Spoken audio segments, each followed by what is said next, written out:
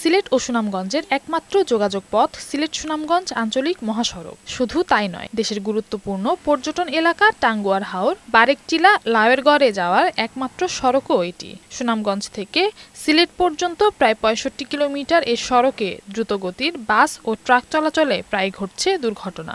ভ্রমণে আগ্রহ হারাচ্ছে পর্যটক। ক্ষতিগ্রস্ত হচ্ছে স্থানীয় অর্থনীতি ও পরিবহন খাত।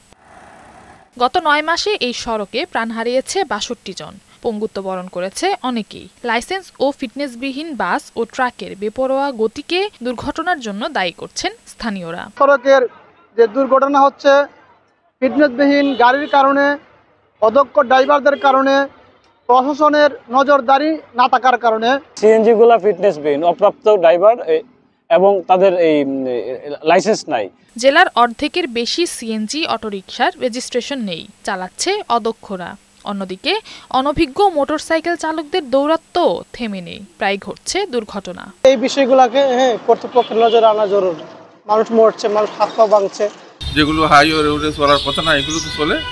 আমার মতে এগুলো অপারেশন করলেই এই সুনামগঞ্জ সিলেট সড়কের যাতায়াত ব্যবস্থার উন্নয়ন হবে। সড়কে নিয়মিত অভিযানের পাশাপাশি সচেতনতা তৈরিতে কাজ চলছে বলে জানিয়েছে বিআরটিএ। মালিকদেরকে আমরা অবহিত করছি পত্রের মাধ্যমে যে গাড়িগুলো ফিটনেসবিহীন সেগুলো যেন তারা ফিটনেস করে নেয়। আর আনরেজিস্টার্ড যে গাড়িগুলো আছে সেই গাড়িগুলোকে কীভাবে আইনের আওতায় আনা যায় সেই জন্য আমরা পুলিশ প্রশাসনকে, পুলিশ বিভাগকে আমরা পত্র দিয়েছি যেন তাদেরকে আইনের আওতায় আনা হয়। দুর্ঘটনা কমাতে দ্রুত প্রয়োজনীয় কার্যকর পদক্ষেপ নেয়ার দাবি স্থানীয়দের। নওশীন জান্নাত, বৈশাখী সংবাদ।